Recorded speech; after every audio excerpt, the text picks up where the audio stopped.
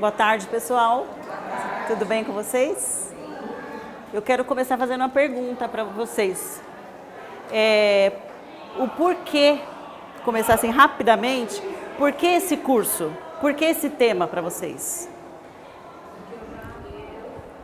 Seu nome? Leila. Por quê? De público. Tá. Você?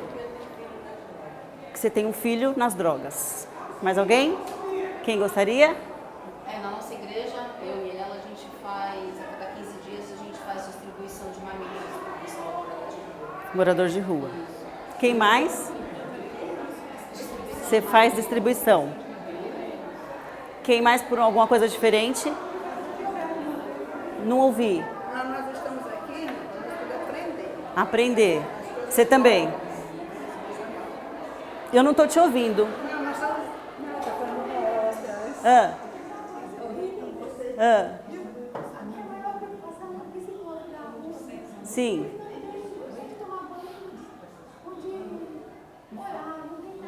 Tá. Tá, entendi. Já deu para mim conhecer mais ou menos o público. Na igreja tem muitas pessoas recuperadas, pessoas que usavam drogas, né? E a gente precisa dar um reforço para não ter recaída. Perfeito. Perfeito. Vocês estão no tema perfeito, é isso mesmo. A gente tem o grupo Anjos da Rua, né? Trabalha com isso. E o Anjos da Rua, eles tinham muitas dificuldades, muitas. Por quê? Porque eles faziam meramente um trabalho assistencialista. Então, você precisa entender o que acontece com esse público, como que funciona a cabeça desse público, entender, lógico, um pouco sobre dependência química. Então, o que eu vou focar um pouco é na dependência química, tá? Tem pessoas que têm na família, tem pessoas que trabalham com esse público. Lembrando que público de rua, nem todos são dependentes químicos. Pasmem, mas não é todo, a gente não pode colocar tudo no mesmo pacote, tá? Então, nós vamos começar falando um pouquinho da dependência química, tá? Com licença. Toda. Então, assim, eu vou agora me apresentar. Eu sou Marta, né? Sou psicóloga, coach também de emagrecimento e bem-estar, saúde e bem-estar no geral. E tenho especialidade em dependência química e se vocês viram no meu currículo, eu coloquei pouquíssimas coisas, porque assim, por que eu coloquei aprimorando a independência química? Porque é um tema que nunca vai se esgotar, né? Sempre estaremos nos aprimorando na dependência química. Você pode ter uma especialidade das top das tops, mas você vai estar sempre aprimorando na dependência química. Eu fiz o meu aprimoramento no HC, na USP, né? E aí eu também trabalho com esse público e tenho outras também qualificação, mas eu acho que isso não vem ao caso. O que importa agora é o tema dependência química. O tema que a gente vai envolver o morador de rua. Não se usa esse termo, começando. A gente usa pessoas em situação de rua, tá? Nunca você vai ser pessoa morador de rua. Ninguém mora na rua. A pessoa está naquela condição. E isso, se você fala errado, por que eu estou frisando? Porque senão você pode ser processado. Situação? Pessoas em condição, a gente usa mais em situação de rua, tá? E a gente, com as leis, principalmente as leis sobre drogas, a gente tem que ficar muito atento, porque mesmo fazendo um trabalho voluntário, um trabalho lindo, né? Desgastante, mas também tem as suas vantagens, mas a gente pode receber um processo. E aí quem responde? A igreja, a instituição. Então a gente tem que ficar muito atento nisso, tá? Pessoas em situação de rua. Outros termos que a gente não vai usar nunca: drogado, nóia. Esquece esses temas. Esquece esses termos, não se usa. Ah, aquele drogado é dependente químico ou adicto. Adicto, tá? Adicto. Para a gente trabalhar com esse público, então vamos entender um pouquinho o que é dependência química. Dependência química não é falta de caráter, não é vagabundice, como diz o outro, por português claro, é uma doença.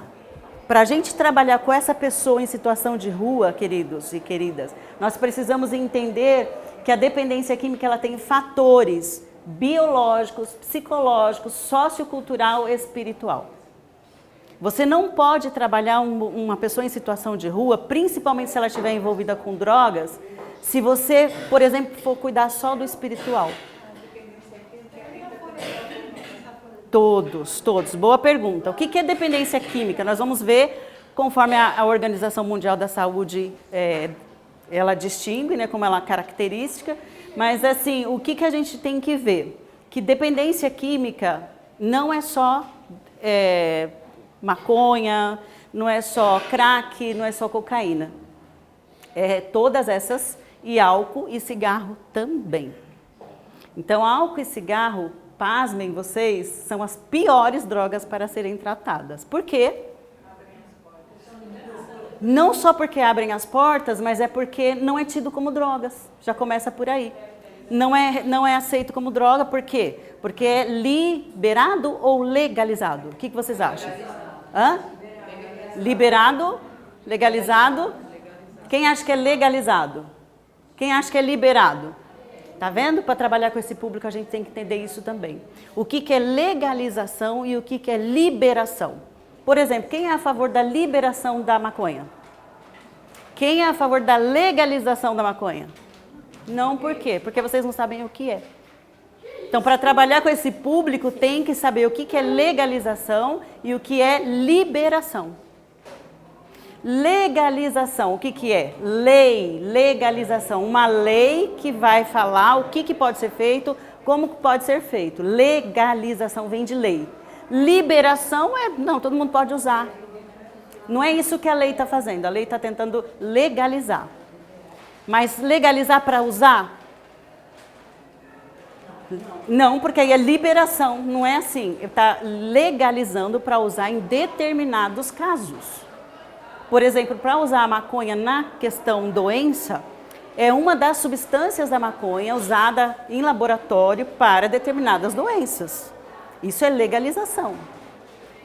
Foi feito isso com álcool, há muitos tempos atrás, e foi feito isso com o cigarro. O cigarro e o álcool foram legalizados. Tá?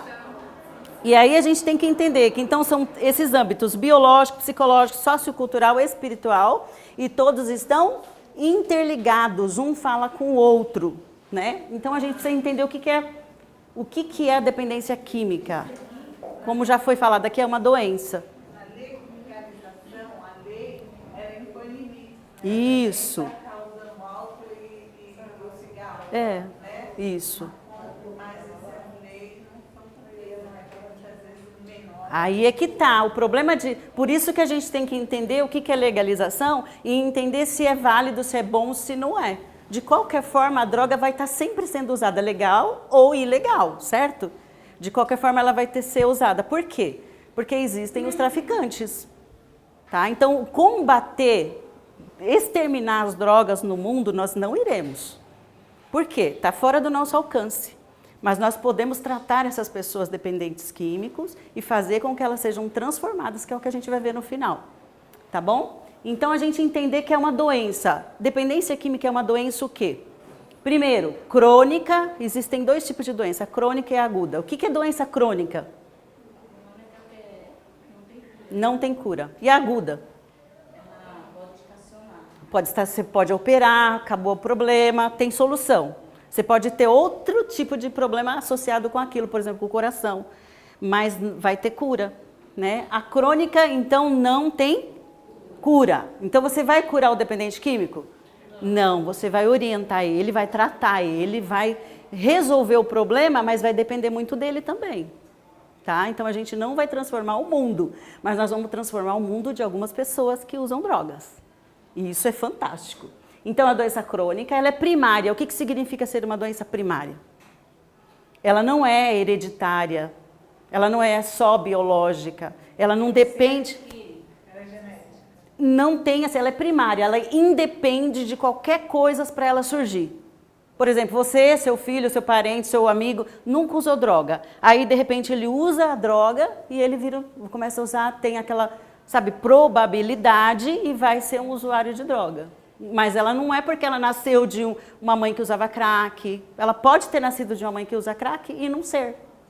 Então ela é primária, ela independe de qualquer coisa para ser instalada no ser humano. Ok? Então ela também é progressiva. O que é isso, progressiva? Eu uso hoje um copo de cerveja. Me dá uma brisa, que eles chamam de brisa. A gente vai usar alguns palavreados que são termos usados lá. Então, eles vão ter uma certa brisa. E aí, eles vão de novo, no outro final de semana, usar um copo também de cerveja. Vai dar a brisa? Não vai dar a brisa. Ele precisa de quantos? Ou mais. Para dar a brisa, ele vai tentar sentir a mesma brisa do primeiro copo. Nunca vai atingir. Então, ele vai ter sempre que precisar de mais, por isso, progressiva. Por isso, sempre quantidade maior. Que a gente entra também na chamada tolerância do organismo.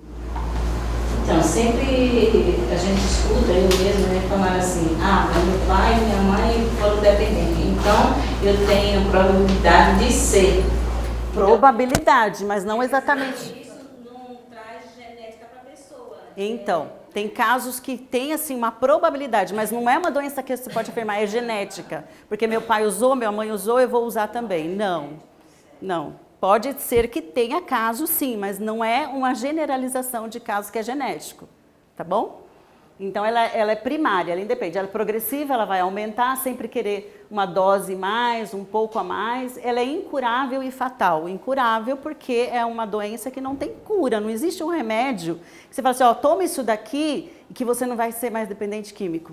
Não existe, gente, não existe. O que a gente medica então? Existem remédios para tratar a dependência química? Existe. Mas em que momento e como? É na abstinência. O que é a abstinência? A abstinência é, por exemplo, a agitação, o nervosismo, o suor, dor. Tem gente que está sem droga sente muitas dores. Por exemplo, quem usa crack sente dores horríveis no estômago, no corpo, nos ossos, em todo lugar. Aí ela precisa usar a droga para aliviar, ou não usar a droga, usar um medicamento que vai aliviar esses sintomas da abstinência.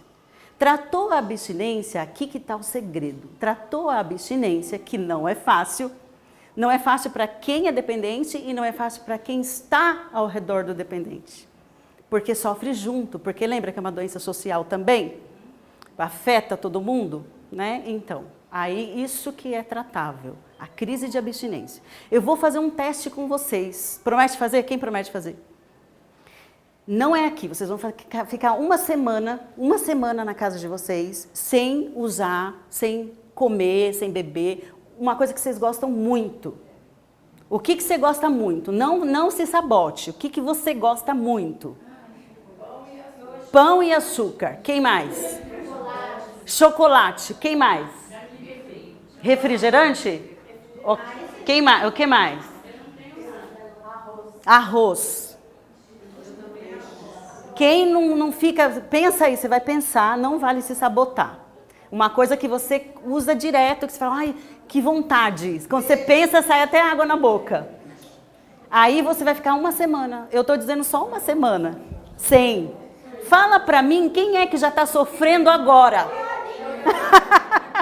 Você viu? Você já entrou em crise de abstinência. Já está sofrendo, né? Açúcar, gente, ele faz o mesmo caminho da droga no cérebro. O mesmíssimo, o mesmo. Entendeu? E aí você já está sofrendo já. Agora por que eu quero que vocês façam esse teste? Depois me manda no meu e-mail ou no meu WhatsApp, que eu vou deixar no final, para vocês me contarem como que foi. Tem gente que já está sofrendo agora. Isso é abstinência. Imagine uma pessoa que usa uma droga que dá um boom de prazer. Porque se você falar para o teu filho assim, olha, não usa droga porque a droga é ruim, você vai estar mentindo para o seu filho, para o seu parente, para a sua pessoa. Por quê? Porque droga causa um imenso prazer. Entenderam? Então... Você está dominado. Sim. Não, aí é horrível. Por isso que no tratamento a gente foca o depois, não o estado de brisa, né? Por quê? Porque nesse estado de brisa, o prazer é muito grande. Não tem gente que larga quase que um paraíso para as drogas? Mulher que é ciumenta não pode nunca se envolver com um cara que usa droga, porque ele troca tudo por causa da droga. Então, se a mulher tiver ciúmes, não vai vencer com a droga. Ela vai perder, entendeu? A menos que ela use tudo isso aqui que a gente vai estar vendo hoje numa pincelada. Por isso que eu dou um curso de 2 meses, que também não é tudo, mas é 2 meses que você entende como o dependente químico age, como ele pensa e o que você fazer em determinada situação. Tá bom? Que é o curso Superação. Então, aí tem o Código Internacional das Doenças. Eu vou passar aqui, senão não vai dar tempo, porque o tempo é rápido, né? Foi? Quanto tempo é com você? Acho que é 1 horinha, né? Então, por que ocorre a dependência química? Entendida como uma doença que envolve aspectos biopsicossócio e espirituais. E o curso de seu tratamento deve procurar oferecer intervenções nessas 4 áreas. É o que eu estava falando. Não adianta você cuidar só do espiritual. Não, é Deus. Isso é o foco lá, é o alvo, é o nosso alvo. Mas não é por aí que você começa. Entenderam? Você começa como tratando essa pessoa? Fazendo um vínculo. Um vínculo. Não adianta você senta do lado, você conversa, você ouve, mais do que conversa. Você precisa ouvir. Por que você precisa ouvir essa pessoa? Porque quando você ouve essa pessoa, você entende o porquê que ela está indo nesse caminho na vida dela. E isso, gente, é despido de julgamento. Para quem vai trabalhar com esse público, não pode ter preconceitos. Já ouviram falar na palavra estigma? Estigma é o quê? É um rótulo. É vagabundo. Tá nessa vida porque quer. Não sai porque não quer.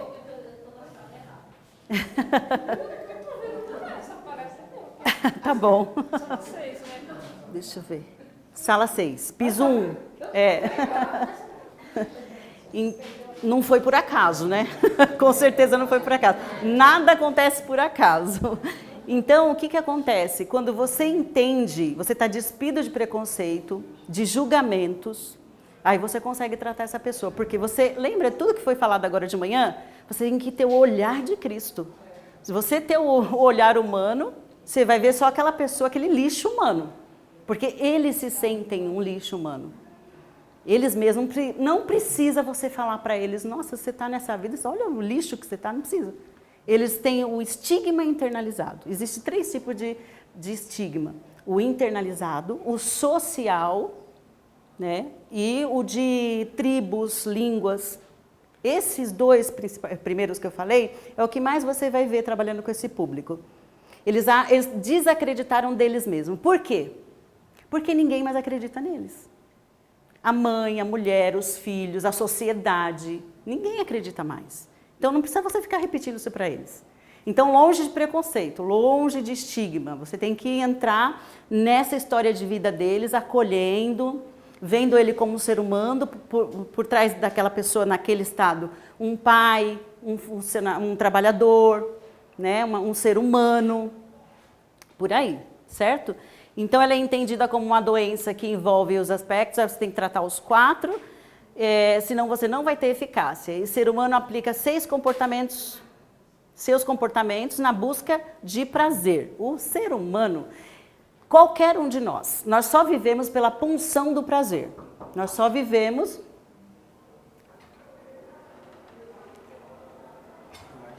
Tá. Nós só vivemos porque sentimos o prazer de viver, porque senão, do contrário, é a punção de morte, né? Então, a gente vai buscar prazer. Então, você comeu alguma coisa que você gosta, a tendência é o quê? Repetir esse comportamento. Você fez alguma coisa que você gosta, a tendência é repetir. Com a droga não é diferente, tá bom? Então, vamos lá. Então, a dependência química está classificada entre os transtornos psiquiátricos, sendo considerada uma doença crônica que pode ser tratada e controlada simultaneamente como doença e como problema social. É dessa forma que a gente encara a dependência química, e a pessoa que está lá na rua geralmente é um dependente químico. Não porque ela foi para lá, muitas vezes por conta das drogas, mas ela pode se tornar um dependente químico sim. Por quê? Porque lá fora tem frio, tem fome, né? Tem um monte de coisa, tem angústias, e eles vão usar muitas vezes para isso. Certo? Posso mudar? Tirar a foto? Eu vou deixar aqui, depois vocês podem pegar também, pode me pedir por e-mail, tá bom? Então, no aspecto biológico, A pessoa tem o prazer natural. Ali vocês estão vendo o cérebro humano, o córtex pré-frontal, o núcleo accumbens e o circuito de recompensa. Nesse circuito de recompensa é que nós liberamos serotonina, adrenalina, dopamina, né? E quando você usa a droga, por isso que eu falo, foi inventada pelo inimigo mesmo, porque ele estuda a gente. Enquanto eu e você perdemos tempo com coisas fúteis e inúteis, ele não perde tempo. Ele nos observa e ele nos estuda. Eu costumo dizer que, além do nosso Criador, Satanás é o maior neurocientista que existe, né? Porque ele sabe tudo sobre o nosso sistema nervoso central. Você sabia, por exemplo, do nosso sistema de recompensa? Quantos aqui sabiam?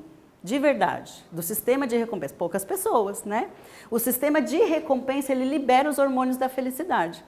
Os doces, os refrigerantes, os chocolates, as drogas, o sexo, o prazer em diversões, é atingido nessa área. A droga, ela tem um poder maior, por quê? Porque ela embota o sistema ali, ó, o córtex pré-frontal. Qual é a função do córtex pré-frontal? Fazer o quê? Captar? Sistema de recompensa o córtex pré-frontal é essa parte aqui onde tem esse osso mais duro do nosso corpo, é aqui. Aqui nessa área é responsável pela tomada de decisão. Olha que interessante. Quando essa área está embotada, o que acontece? A pessoa fica incapaz de tomar decisões. Eu até quero, eu até posso, mas eu não devo. E o dependente químico perde esse poder de decisão. Tá? Não só ele, qualquer um que não cuida da alimentação. Prazer natural é do ser humano, o circuito de recompensa já avisei, essa área toda, tudo interligado, e o ser humano é movido por essa área aí, e aí onde ele toma a decisão, ok? Dúvidas até aí? Ah, o vídeo, eu vou colocar será que dá para colocar o videozinho aqui? Eu passo, é o vídeo de um cachorrinho. O cachorrinho, ele tá lá bem bravo. Já viram isso na internet? O cachorrinho está muito recuado de tudo e de todos. E ninguém pode encostar nele que ele já quer avançar. Bem bravo mesmo. E aí o cara põe um protetor na mão e vai com... Já viram? Senão vocês pesquisam lá no YouTube. Esse cachorrinho, ele vai sendo tratado com muito carinho, com muito cuidado, mão protegida. E ali com muito tato, essa pessoa consegue pegar esse cachorrinho, tocar, fazer um carinho, e mesmo assim ele todo arisco, né? Mas esse cara, ele consegue pegar o cachorrinho depois de um tempo, colocar no colo, dar um banho, fazer um carinho com muito tato. Depois de 3 meses, ele está correndo, brincando já com os outros cachorros. Por que eu gosto de pôr esse videozinho? Não é diferente do ser humano que usa drogas. Porque quando você usa droga, você vai ficando cada vez mais semelhante a um animal bravo, sabe, recuado da sociedade. E para a gente chegar próximo dele, mesmo despido de todos os preconceitos, é muito difícil.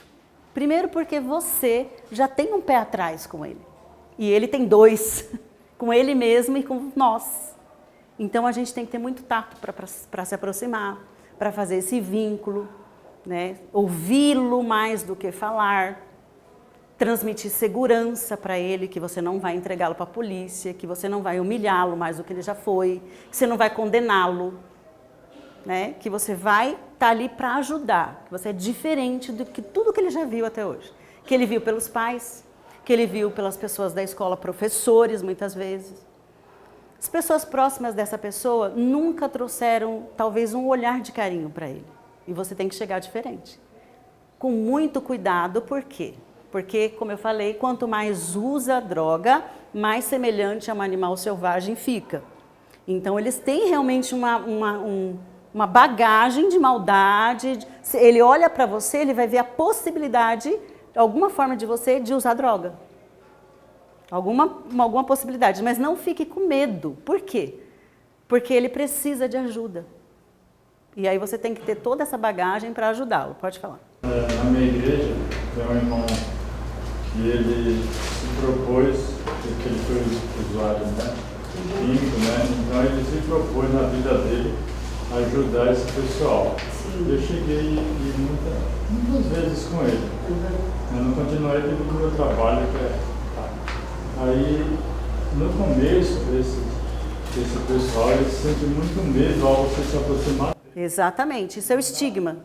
Ele não sabe qual é a sua reação. É. Você vai ali para condená-lo, você vai ali para tratá-lo. Sim. Ele se sente muito retraído. É, com medo de tudo e de todos. Com muito cuidado, vai se chegando aos poucos.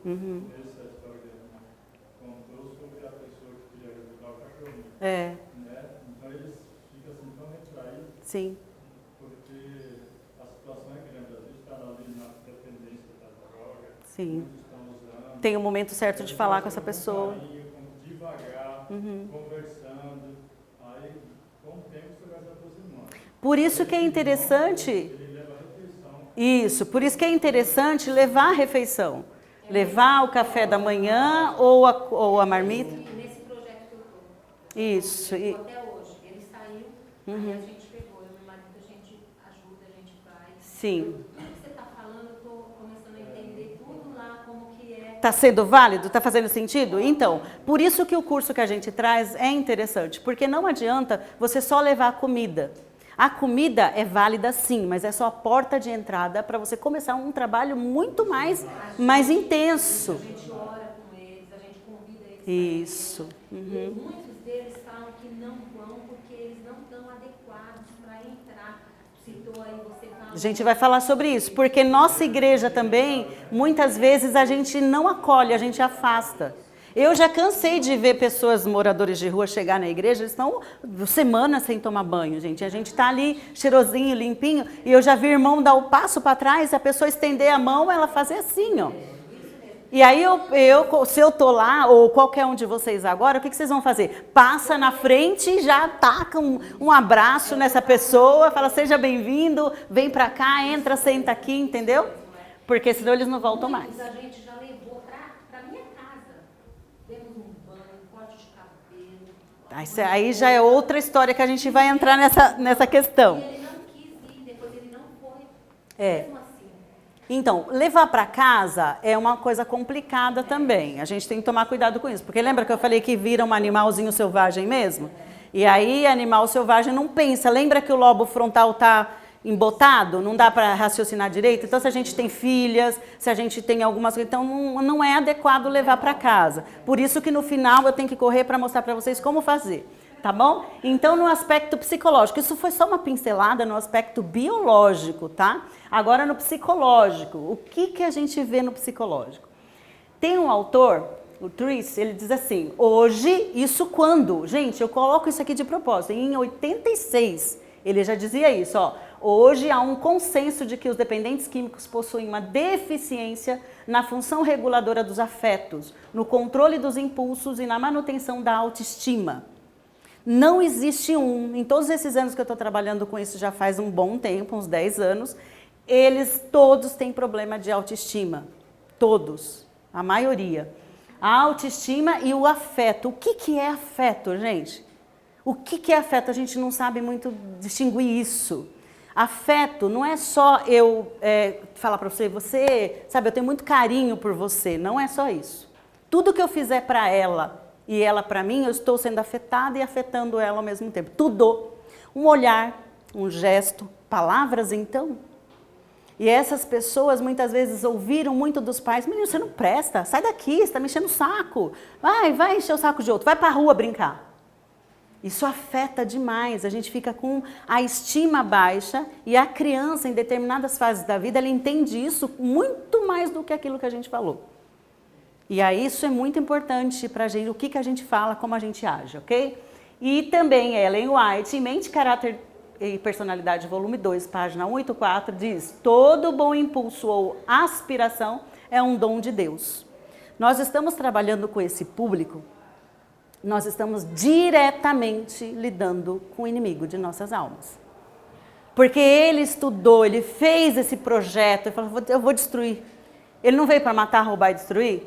Então, tudo que ele puder fazer para nos destruir, ele vai fazer. E ele descobriu as drogas, a potencialidade das drogas na vida humana.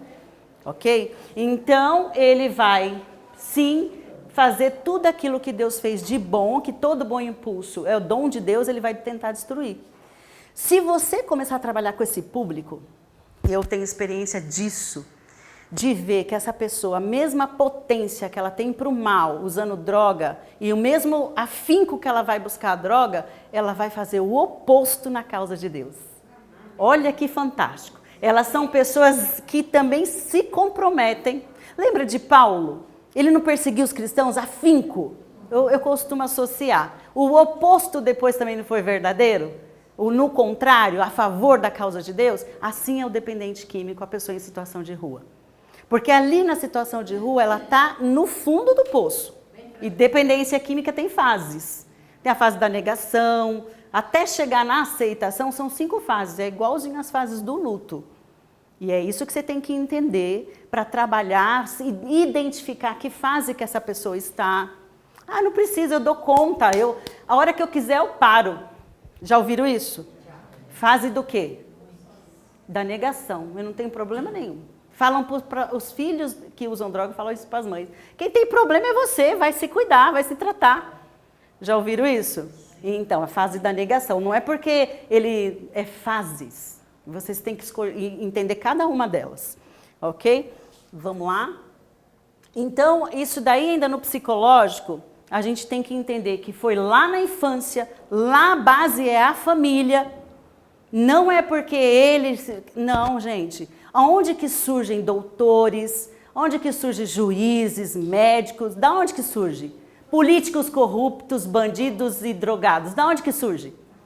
Da família. É ali que tudo começa. Por isso que não basta só tratar a pessoa que é dependente químico. Mesmo porque a família também está adoecida. Se ele está lá naquela condição de rua, é porque a família já falou, aqui dentro você não entra mais. Sim ou não? A maioria. Então você precisa criar esse vínculo, tentar descobrir onde mora, né? Não com interrogatório. Se você fez interrogatório, nunca mais ele quer olhar a sua cara. Você vai me entregar para a polícia. Entendeu? Entendeu? Então não pode ficar com interrogatório. É com muita sutileza, é com muito tato, muito cuidado nas palavras, muito cuidado no olhar, na forma de agir. Porque se você está com um celular e você vai perto do cara desse jeito, ou já vai... Não, ele já vai olhar no seu celular e você vai achar, ele vai me roubar. Sim ou não? Você vai ficar com medo, porque você está com preconceito. Então não vá com celular, mesmo porque não pode tirar foto sem autorização, tá?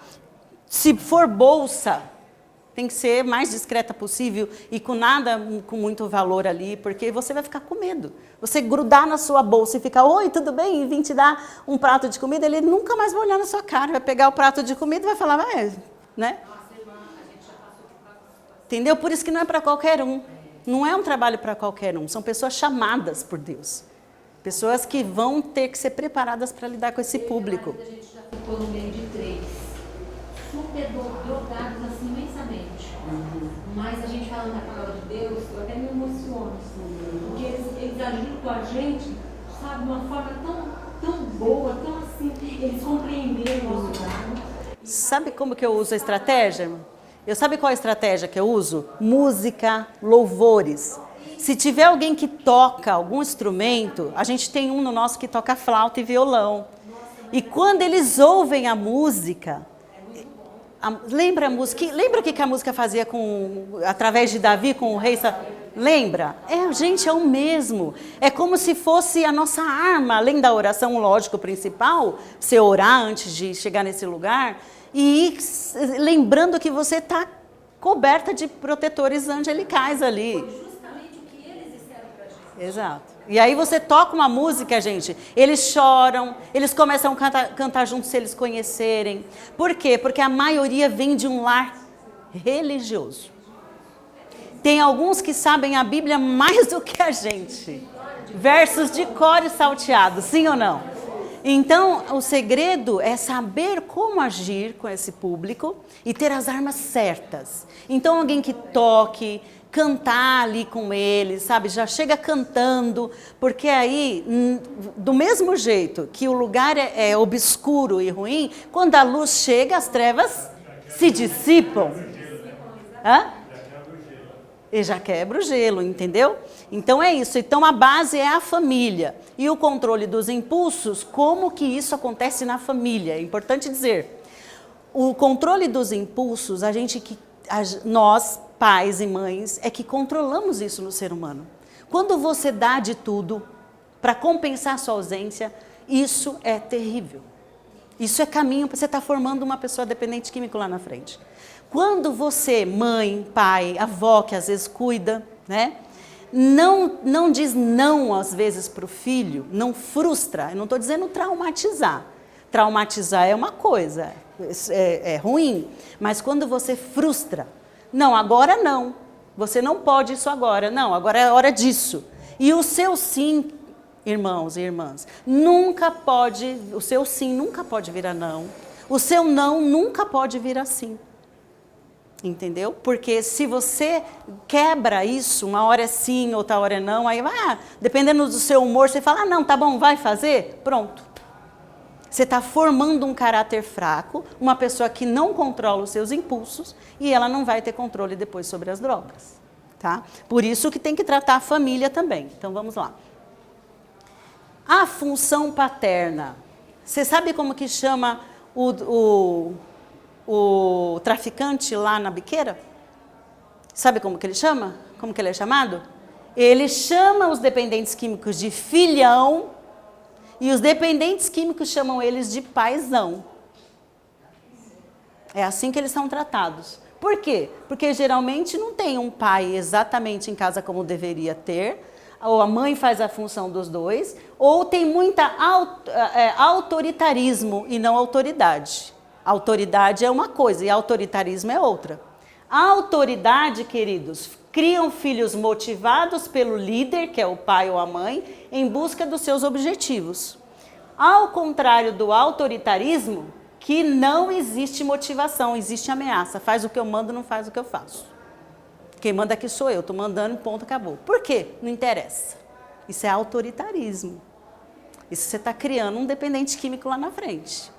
Entendeu? A gente precisa entender isso. Então, não temos que ter autoritarismos, temos que ser autoridades. Nós precisamos do amor do nosso filho ou do respeito do nosso filho? Do respeito. Tem mãe que fala assim, ai não, se eu não fizer isso, meu filho não vai querer mais saber de mim, vai embora de casa. Pega firme para você ver se ele vai embora. Ele vai te amar e te respeitar muito mais do que você imagina.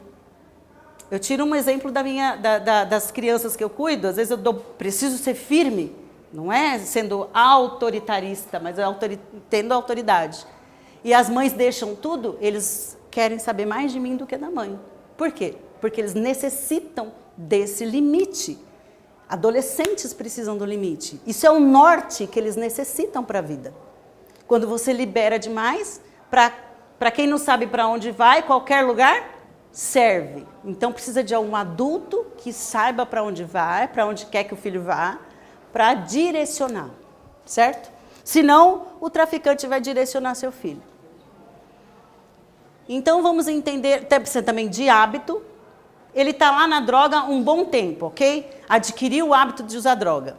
E agora ele vai fazer o caminho oposto. Ele tem um ciclo vicioso e você precisa ensiná-lo a ter um ciclo virtuoso.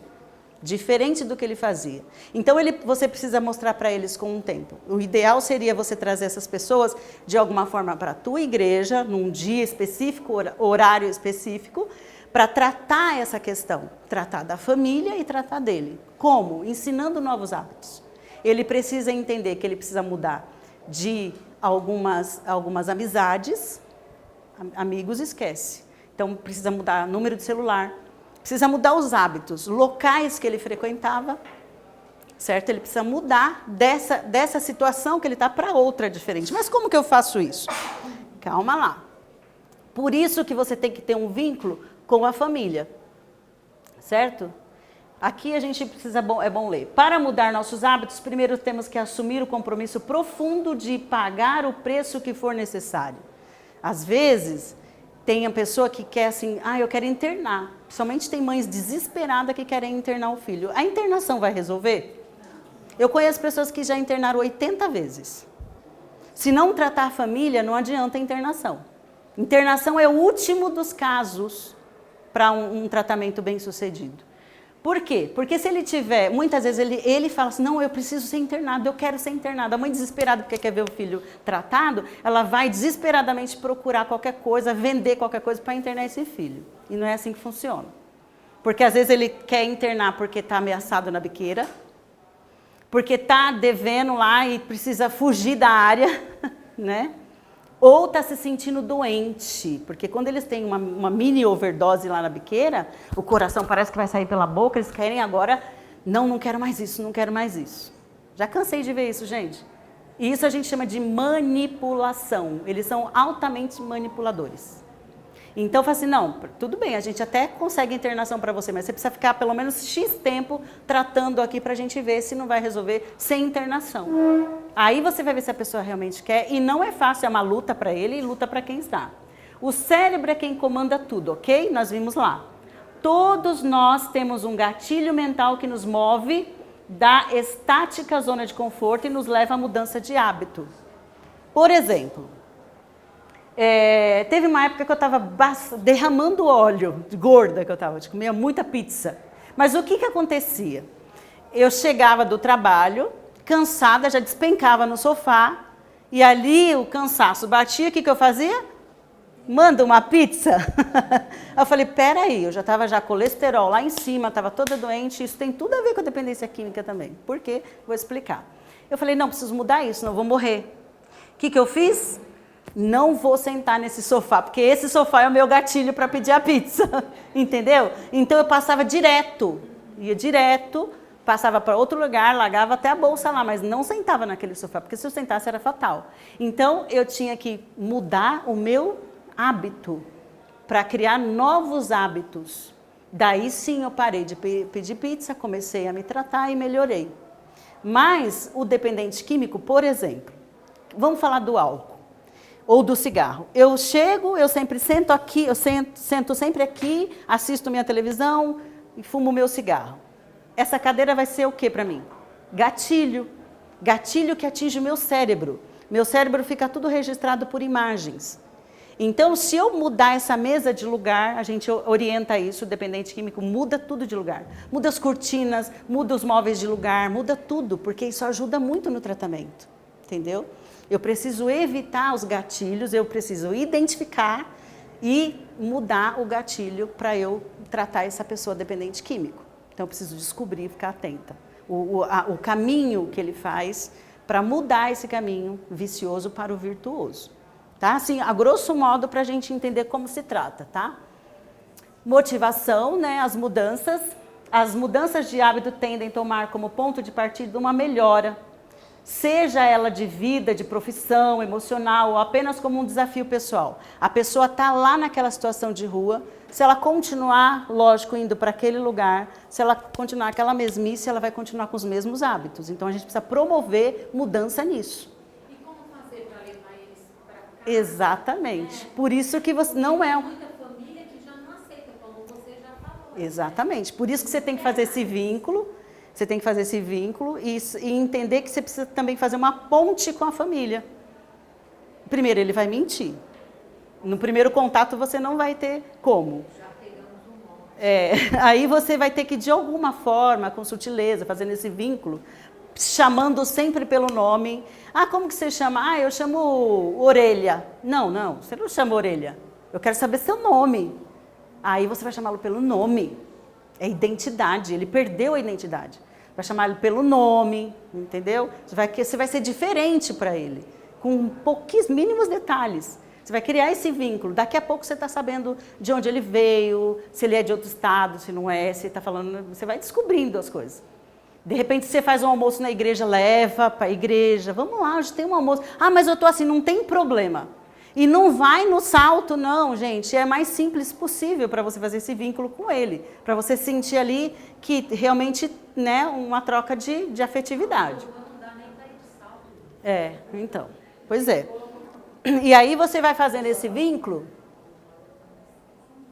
Ah, tá. E em quanto tempo costuma mudar o hábito? Alguns autores dizem que 21 dias. Mas 3 meses você muda o hábito da pessoa. Mas aí ela tem que ir lá, você tem que ter as chamadas partilhas Aqui tem um vídeo. Aí tem as partilhas, tá? Aqui ainda falando sobre a família, que o limite é extremamente importante, né? O exemplo não é a melhor forma de você ensinar alguma coisa para alguém, é a única. Eu quero que a gente leia juntos isso daqui. Vamos ler? O exemplo não é a melhor forma de você ensinar alguma coisa para alguém, é a única. Isso aqui é fantástico, não adianta você tratar alguém se você também não cuidou de você, você é cheio de hábitos, você está fazendo tudo errado. Você é o exemplo, a família é o exemplo. Não adianta falar e fazer tudo o contrário, certo? Então, isso aqui a gente ensina também. Por isso que nosso curso, Superação, a gente ensina como tratar e monta partilhas. É um curso de 2 meses, você aprende como lidar com o dependente químico, como tirar ele daquela condição de rua, como ajudá-lo de fato, e aí ele vem nas partilhas, começa a participar da igreja, tá? E aí sim você transforma essa vida. Porque não adianta você só levar a comida lá e daqui a pouco você vai lá e ele está lá daquele jeito, está sempre lá. Isso não é transformador. Isso é só assistencialismo. Assistencialismo. Se acomodam. Além também dos fatores sociais, agora que a gente vai ver, nós sabemos que tem uma permissividade social. Vocês já cansaram de ver que agora não é nem na sexta, é nas quintas-feiras, nossos jovens estão saindo com copos grandes de quê? O que tem ali? Refrigerante? Claro que não, é bebida alcoólica. Tá? Não pode comprar assim, abaixo de 18 anos, mas eles vendem. Sabe o que está acontecendo nas escolas? Muitas escolas, eu já presenciei isso. As crianças estão pegando as garrafinhas de água e o que tem dentro? Bebida alcoólica. Não é água. E eles estão ficando bêbados no pátio da escola. Então, existe uma permissividade social. Porque não pode vender para menor de 18 anos, mas tem gente que vende. E tem adulto também que compra. Pode falar. Você viu que virou moda? Sim, 24 horas. E 24 horas aberto. Exatamente, é bebendo. Mas por quê? Porque a nossa rede social, a mídia, prega que beber, né, dá um status, né? Então, isso é totalmente errado. Então, a gente tem que tomar cuidado com o que nós vemos, ouvimos, assistimos, né? Tem tudo a ver.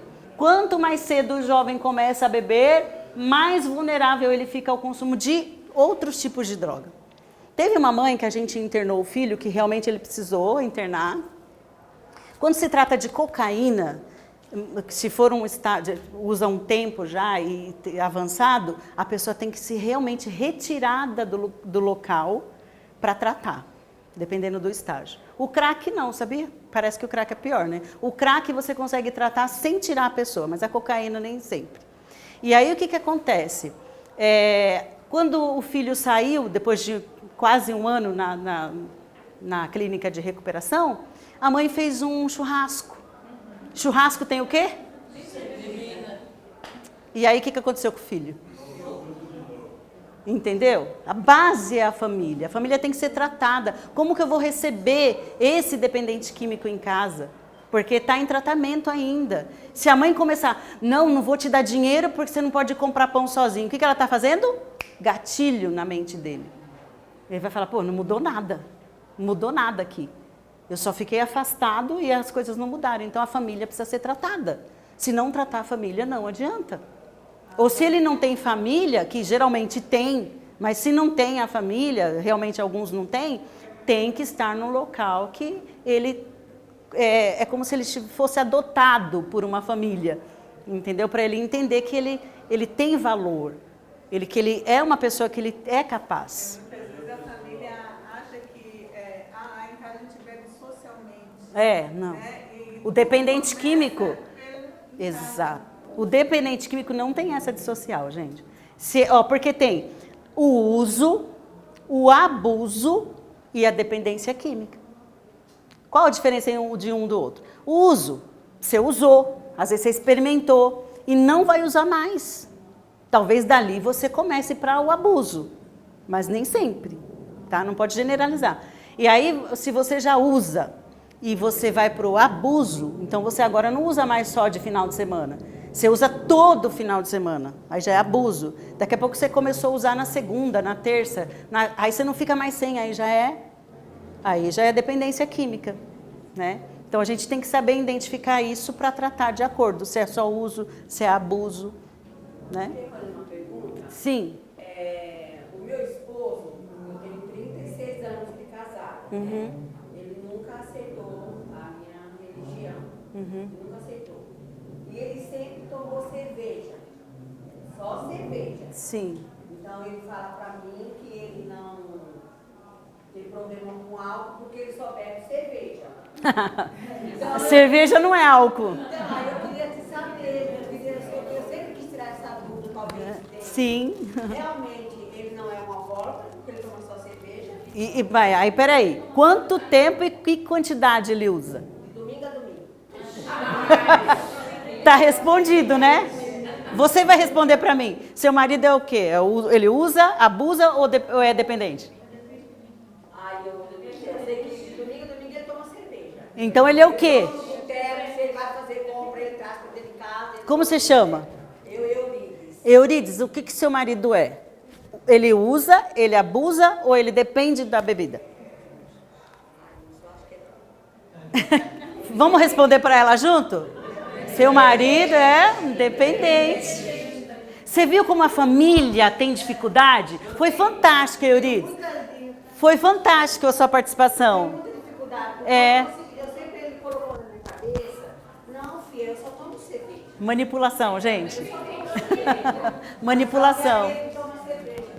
É a manipulação. Você viu como ela entra na dele? Ela entrou na dele, ela está manipulada por ele. Então a gente fica sendo manipulada por eles. E não pode. Para lidar com eles, a gente tem que ter um filtro para não ser manipulados por eles, porque eles dão de vítima. Eles, sabe, são coitadinhos, mas não são. Não é para você também tratá-los de qualquer jeito, como o cachorrinho lá, entendeu? É para você ter sabedoria, ter bagagem, conhecimento para lidar com esse público que depois, gente, não tem preço que pague. Você vê uma pessoa resgatada das garras de Satanás e uma vida transformada, como eu tive várias oportunidades de ver, gente, não tem preço que pague. Não tem preço. Só mais um questionamento. E com isso ele levou os filhos tudo junto, viu? Sim. Por quê? Por que eu falei a família é a base? Levou os filhos tudo junto. Lembra aquela frase que lemos juntos? Que o quê? Vamos lá ver de novo, rapidinho. O exemplo não é a melhor forma de quê? De ensinar alguma coisa a alguém. É a única. Nenhum vai ir para a igreja comigo. Ficar todos do lado do pai. Sim. A gente sabe que o pecado é saboroso, né? Agora na parte espiritual. Para a gente encerrar na parte espiritual. Nos fatores espirituais, só um minutinho. Nos fatores espirituais, a gente dentro de casa, mesmo nós queridos, todos aqui são adventistas? Todos são? Todos são cristãos? Mesmo que não seja. Mesmo você lidando com o público lá fora, você vai ver que falta Deus na vida das pessoas. Sabe? Falta a prática de Deus. Falta o que é o tema desse ministério aqui, desse serve. É viver o evangelho. A gente vai na igreja, de quarta quase a gente não vai, no domingo também não, de vez em quando, no sábado a gente vai. Mas mesmo assim a gente já se habituou a ir, nós não vivemos o evangelho. E aí a gente tem que ensinar, a gente tem que viver primeiro, para a gente ensinar as outras pessoas a viverem o evangelho, de verdade, de fato. Porque aí sim, quando você trabalha a parte espiritual também, aí você já tratou das outras. Tem gente que perdeu família. Eu conheço um senhor, advogado inclusive. Lá na rua não só tem pessoas iletradas, pessoas... Não, gente, tem pessoas que... por exemplo, tem alguns que ganham R$80 por dia. Eles não são totalmente sem renda. Você precisa conhecer esse público. No outro que não abriu, infelizmente não abriu, mas no outro tem uma porcentagem de quanto é homem, de quanto é mulher, de quanto que sabe ler, os que não sabem, o quanto de renda por dia, por semana, por dia, tá? Então eles não são ali O Kratód, por exemplo, e os outros, o POP, Rua, eles fizeram leis, porque existem leis, né, contra lei das drogas, dessa população. E para quem que eles perguntaram? Eles fizeram as diretrizes baseado em quem? Na palavra deles. O que vocês precisam? A gente precisa disso, daquilo outro. E fizeram, existem leis. Então está tudo lá, a legislação de drogas, tem lá tudo que eles falaram que precisavam. E realmente tem. E eles sabem aonde buscar. Por exemplo, dorme na rua muitos porque querem. Né? Não assim, às vezes não dá para ficar num albergue que está super lotado. Né? Ou às vezes tem que ficar a família separada, a mulher num lugar, o homem no outro. Então eles optam por ficar na rua. Né? Entendeu? Então a gente tem que saber tudo isso. E aí assim, a gente tem que saber onde ajudar, como ajudar. E um período para ajudar. Vamos supor, tem uma família lá, você quer ajudar. A igreja, a comunidade, o seu grupo pode ajudar, por exemplo, aluga uma casinha por 3 meses. Por 3 meses essa pessoa lá naquela casinha, acolhida, a ASA ajudando com mantimento, ensina algum ofício, alguma profissão, e essa pessoa vai estar sendo encaminhada para a transformação. Ela sai daquela condição e é transformada. Às vezes ela precisa só de uma ajuda mesmo. Né? Nem todos que estão lá na rua são drogados, são dependentes químicos. Às vezes se tornam, mas nem sempre são. Nem sempre foram para a rua por causa disso. Esse que eu estou falando para vocês, o advogado, ele precisou parar de trabalhar para cuidar da mãe que estava com câncer, em estado terminal, era o único filho. E aí depois vendeu bens, foi vendendo para tentar salvar a mãe. Não conseguiu. Em seguida o pai faleceu. Lembra que ele era filho único? Quando os pais faleceram, morreu, ele se viu sem nada. Ele não tinha onde ficar. E o que ele se tornou? Uma pessoa em situação de rua. E aí ele é olhado como farinha do mesmo saco, como diz o outro, tudo no mesmo balaio, tratado igual. E aí vai se transformando num animal também. Entendeu? Então uma pessoa, vocês precisam identificar, essa pessoa está ali por quê? Como que eu trato essa? Tem gente que é doente mental. O transtorno, dependência química é um transtorno mental, mas tem gente lá que é esquizofrênico. Como que você trata um esquizofrênico que está em condição de rua, que usa droga? Você precisa saber. Não é farinha do mesmo saco. Quando você pegar uma pessoa que você percebe que está com problema mental, por exemplo, com esquizofrenia, o que se trata primeiro? Esquizofrenia ou a dependência química? Os dois são doenças. Dependência química é doença, não pode distinguir. O que você trata? Paralelamente você trata os dois, mas foco na doença mental, no transtorno, né, de esquizofrenia. Porque se você não tratar a esquizofrenia, nada mais vai adiantar.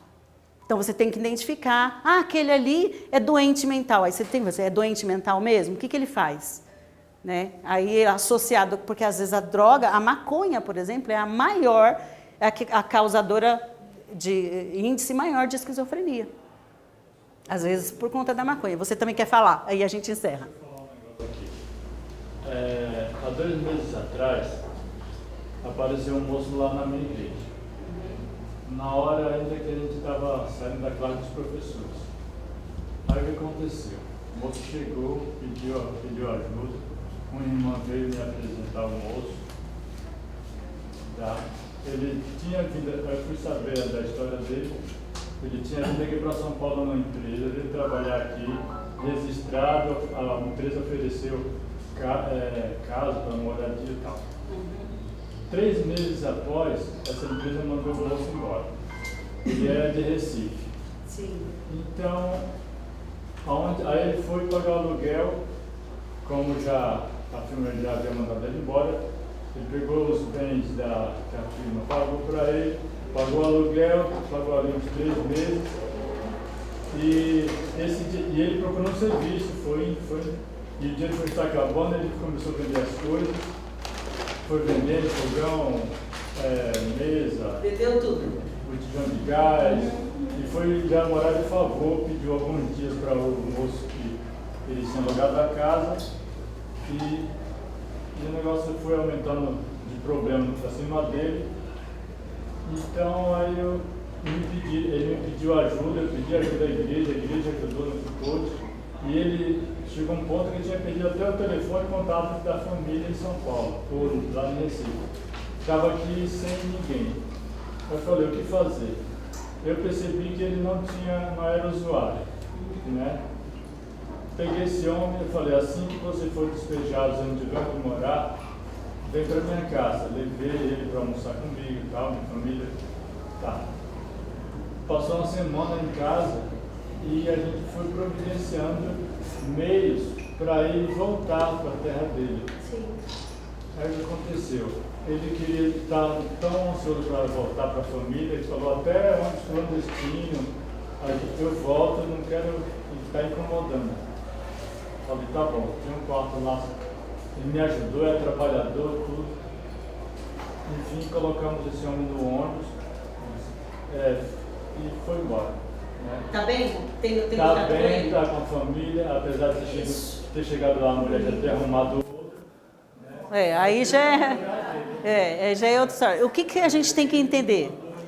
Para trabalhar com o pessoal de rua, não vai trazendo para dentro de casa não, de qualquer jeito. Primeiro você tem que criar o vínculo, saber quem é, a história, o porquê, né? Tá sempre com uma antena ligada, mas sempre dando, se você não der uma oportunidade, você não vai saber quem é. É lógico que você vai ter que tomar todas as cautelas. Mas eu tenho o endereço, quem quiser depois, o endereço de várias instituições, né? Por exemplo, como o Cratod, que tem internação gratuita, tem os CAPs, né? AD, tem os CRAS, tem os CREAS. Cada situação você envia para um lugar. Você pode levar se você quiser. Não, a pessoa não consegue ir. Porque, gente, deixa eu só contar um testemunho rapidamente para vocês do que acontece comigo. Como eu tenho esses grupos de apoio, a gente, com o curso, no término do curso, a gente sempre deixa uma unidade de atendimento formada ali, com pessoas capacitadas para atender esse público. Né? E numa dessas unidades me ligaram e falaram assim, olha, tem um rapaz aqui no hospital, está querendo atendimento, e inclusive foi tema da minha faculdade, o estigma e o preconceito. Você vê pessoas jogadas no banco de hospitais porque sabem que ele é usuário de droga, então eles acham que não precisa atendimento, porque o estigma e o preconceito é grande, então deixa lá, usuário de droga está toda semana aí. E aí esse rapaz não foi diferente, ele estava lá precisando de ajuda, ele já tinha tido cirurgia, no problema no pulmão, ele já tinha sido baleado, um monte de problema de saúde por conta da vida doida dele mesmo de uso de droga. Mas a gente não está ali para julgar, a gente está para ajudar, né? Não é isso? E aí eu cheguei, me chamaram, então eu falei, tá bom, manda ele vir aqui.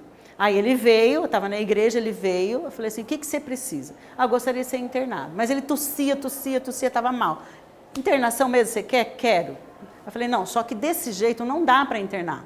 Precisa cuidar da sua saúde primeiro. Então eu vou te levar para o hospital. Ele falou, mas no hospital eles não me atendem. Eu falei, calma, eu vou com você. Cheguei lá, até os psiquiatras já me conhecem no hospital próximo da minha igreja. Aí eu chego lá, doutor, é dependente químico, tá aqui, tá assim, tá assado. Ele falou assim, mas o que você é dele? Eu falei, não importa o que eu sou dele. Importa que ele está aqui, ele precisa de atendimento como qualquer outra pessoa. Não precisa ser grosso, mas você tem que falar a verdade. Mas o que você é dele? Eu falei assim, eu sou conhecida e o que eu sou não importa. Eu nem me identifico como psicóloga. Porque eu falo assim, ele está aqui, é um cidadão, tem direito à saúde pública como qualquer outro. E eu preciso que o senhor, nem exijo. Eu falo, eu preciso que o senhor atenda ele. E se for preciso, interne-o.